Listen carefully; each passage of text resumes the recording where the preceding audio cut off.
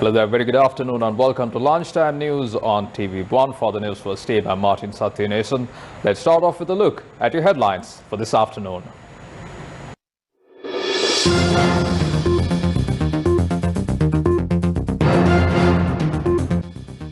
Body of a foreign monk who was missing for 2 days discovered in the Ratgama Lagoon.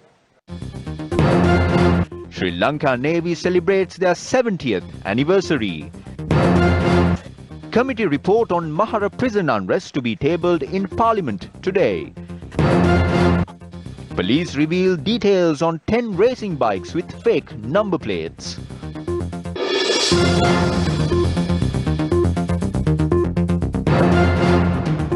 Now those stories in detail. The body of a Dutch monk living at the island hermitage in Pulgastua was recovered from the Ratgama Lagoon last evening. Police identified the deceased as a 60-year-old by the name of Jinaratna Thero. Our correspondent reported that the monk had gone missing 2 days ago while engaging in meditation at the hermitage. The limbs of the monk had been tied and a rock has been bound to the neck when his body had been recovered from the Ratgama Lagoon. Magistrate Harshana Kakunuwala carried out an inquest on the remains of the monk this morning. A post-mortem examination is to be carried out at the Karapitiya Teaching Hospital later today. Basil Rajapaksa says negotiations are underway with the Election Commission to conduct the Provincial Council Elections expeditiously. He expressed these views during a discussion held with former provincial councillors in Colombo. Basil Rajapaksa has pointed out that necessary arrangements will be made to hold the Provincial Council elections following the old method in the least, following discussions with the National Election Commission. The discussions were held following a request made by the Provincial Councillors Forum of Sri Lanka Podujana Peramuna from Basil Rajapaksa to intervene in order to expedite the process of conducting the Provincial Council elections. Basil Rajapaksa has noted that the people have also been inconvenienced due to the functioning of the Provincial Councils without the participation of the public representatives for nearly 2.5 years. He has stated that the previous government had introduced the Provincial Council Elections Act with the intention of postponing the elections. Basil Rajapaksa has emphasized that the present government will take steps to resolve the legal issues and hold the Provincial Council elections at least through the former system.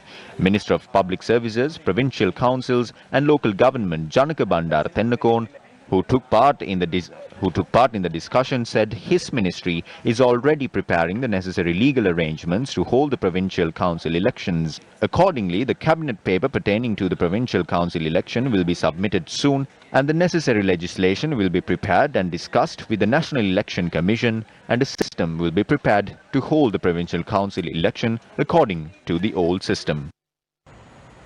The interim report prepared by the committee appointed to look into Mahara Prison unrest was presented to the Parliament by Minister of Justice Ali Sabri today. He added that the comprehensive report on the matter will be presented in Parliament within a month, adding further that the committee recommendations will be enacted. In more news from the political arena, former JVP MP Sunil Hadunethi expressed views on budget and the herbal tonic discovered in Sri Lanka for COVID-19 virus at a seminar held in Kandy yesterday. The people in the country do not trust the budget. They do not trust the parliament. They are not aware about the concession. The state employees look for a salary hike on the day of the budget, a concession for farmers, a price reduction for pesticides. This budget does not contain any of it. The entire country is worried about the COVID-19 virus. They fear about their life. Through that, people have been made helpless. The government should provide some concession for these helpless people. The government should ensure trust on the medicine, or they should speak and provide some sort of assurance about some kind of a vaccine or an Ayurvedic medicine. The Minister of Health had consumed the herbal tonic and asked to produce it. The opinions required for it was made by the ruling party MPs.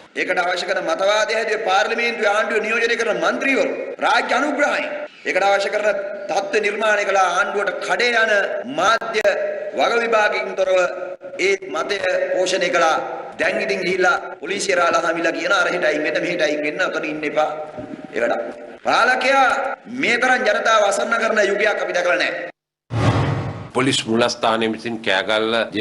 complete report about the incident has been requested from Senior DIG of Kegol by the police headquarters.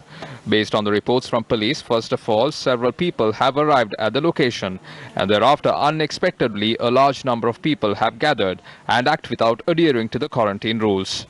Thereafter, to bring the situation into normalcy, police have deployed more number of police force, and it has taken some time. We are expecting to take future course of action as soon as we receive the complete report. The Sri Lanka Navy, protectors of the island's first territorial frontiers, celebrates its 70th anniversary today.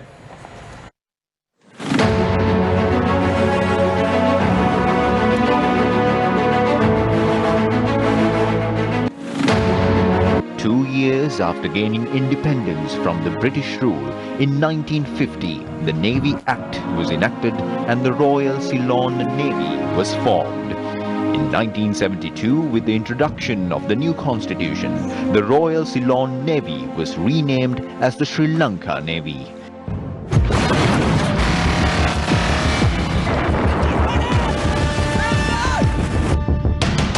From its humble beginning, with a scant ship crew and few crafts, the seagoing arm rose to become a formidable force which boasts of more than 3,000 officers and 45,000 sailors, advanced offshore patrol vessels and state-of-the-art equipment, as it is proudly celebrating the Sri Lanka Navy's 70th anniversary on a day like today. Sri Lanka Navy made an admirable contribution to eradicate terrorism, which scourged the country and its community nearly 3 decades. Whatever the experience gained during the years of engagement pushed the Navy to the limit and made its men real hard taskmasters. Sri Lanka Navy, aptly known as the first line of defense, is tasked to defend its exclusive economic zone, which is 8 times larger than the land area of the country, search and rescue region that is 27 times larger than the landmass, major seaports and coastal belts of the country.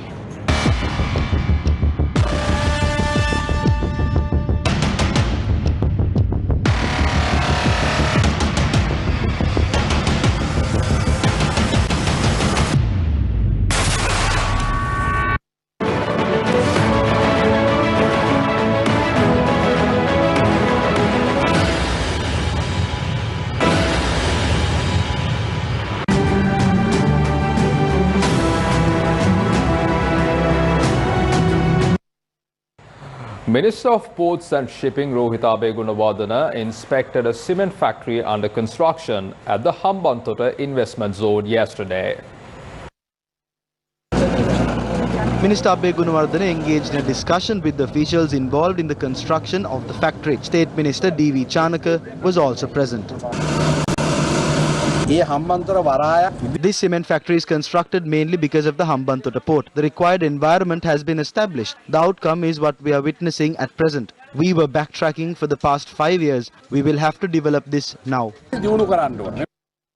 Police have seized 10 motorcycles which were preparing for a street race in Mirihana. Based on the reports provided by the police, the chassis numbers of the motorbikes have been altered.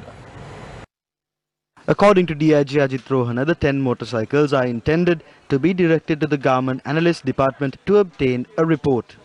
Those 26 motorbikes were inspected by the Department of Motor Traffic. It was revealed 10 out of the 26 motorbikes bear fake chassis. Therefore, all 10 bikes are scheduled to be sent to the Government Analyst. We are planning on taking legal action against the owners of these motorbikes. Justice Minister, President's Counsel Ali Sabri spoke about the bond scam in Parliament today. The Honourable Attorney General had carefully prepared a document and submitted to me about the background and the instructions to the CID proceedings in the Magistrate Court relating to the TB auction held on 27/5/2015, indictment before the Permanent High Court at the bar, its present position, a writ application filed by one Mr. Ajan Punchiheva challenging the indictment filed against him, extradition request against Arjuna Mahendran, its present position, continuation of the investigation relating to the incidental matters, proceedings in the Magistrate Court of Colombo Fort relating to the Treasury bond auctions held on 29/3/2016 and 31/3/2016, proceedings in the Magistrate Court of Colombo against Mr. Ravikaruna Nayaka for committing perjury at the Commission, proceedings in the Magistrate Court of Colombo for Fort against PTL, AA, KP and others employees of the PTL for destruction of evidence, indictment filed by the Commission to investigate allegations of bribery and corruption.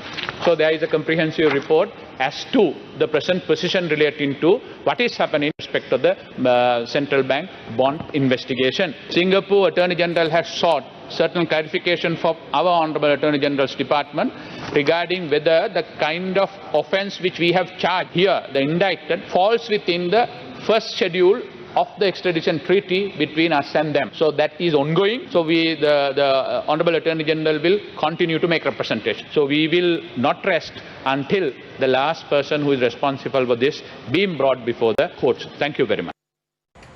Newsfirst reported on the Sena caterpillar menace that is prevalent in the districts of Ampara, Batticaloa and Monoragala. Against such a backdrop, we have received reports of the Sena caterpillar menace lifting its head once again in the Badula district.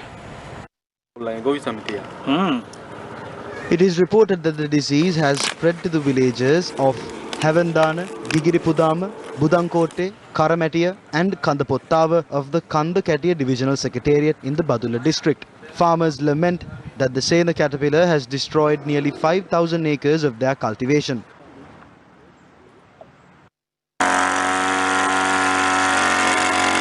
The farmers urge the authorities to provide a permanent solution for the Sena caterpillar menace.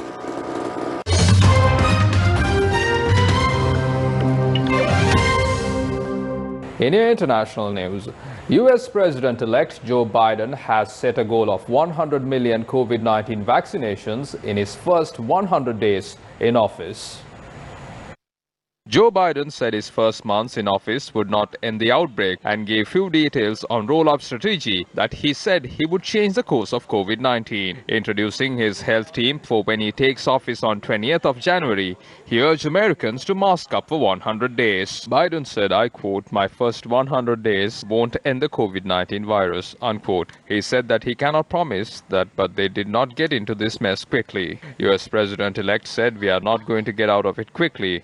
In the first 100 days, we can change the course of the disease and change life in America for the better. Yesterday, a report paved the way for Pfizer and BioNTech vaccine to be approved and roll out for the Americans. President Donald Trump, meanwhile, attended a summit at the White House of his COVID-19 vaccination program called Operation Warp Speed and hailed the expected approval of vaccines.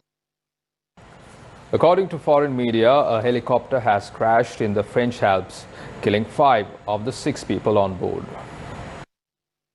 The aircraft, owned by a private company, was carrying out a rescue mission when it went down near the town of Bonvilled in the La Savoie area. The helicopter belongs to a private company that conducts search and rescue missions and other air services across France. The crew on board consisted of 2 pilots, 1 in training, along with 2 winch operators and 2 mountain rescue workers. The cause of the crash is unclear, but officials say it could have been caused by poor weather. The alarm was raised by the pilot, who managed to escape from the helicopter and was found seriously injured.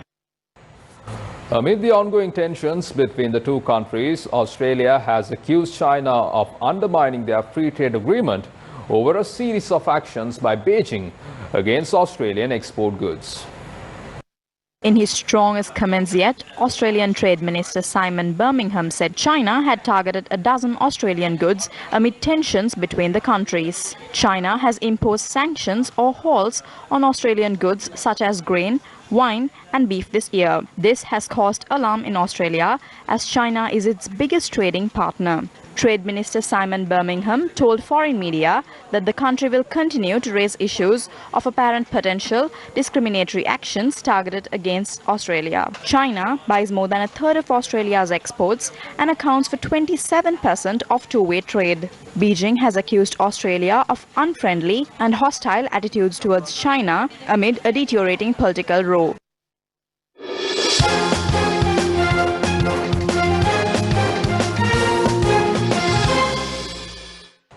In your sports news, two decisive Lanka Premier League matches are scheduled to play today. The match between Jaffna Stallions and Kandy Tuskers is scheduled to play at 3:30 p.m. at the Mahinda Rajapaksa International Cricket Stadium in Hambantota. Jaffna Stallions lead the points table by winning 4 out of the 6 matches played thus far. Kandy Tuskers are placed 5th in the points table with a solitary win. Meanwhile, Dambulla Viking will take on Galle Gladiators later today. Dambulla Viking have already qualified for the semi-finals after winning 4 out of the 6 matches played. Galle Gladiators have won only 1 match in 6 attempts. With Jaffna Stallions, Colombo Kings and Dambulla Viking have already qualified for the semi-finals. A win for Kandy Tuskers and Galle Gladiators will keep the 4th spot for the semi-final open. Meanwhile, reports suggest a discussion will take place about Sri Lanka's tour of South Africa today. The 2-match test series between Sri Lanka and South Africa is set to commence in Centurion on the 26th of December. The 2-match test series between Sri Lanka and South Africa is scheduled to play in Centurion on the 26th of December. Meanwhile, the ODI series between touring England and South Africa was postponed on Monday due to a COVID-19 outbreak within the England team. From that, we bring to a close this edition of Lunchtime News on TV1. For the News First team, I'm Martin Satyanesan. You have yourself a wonderful day.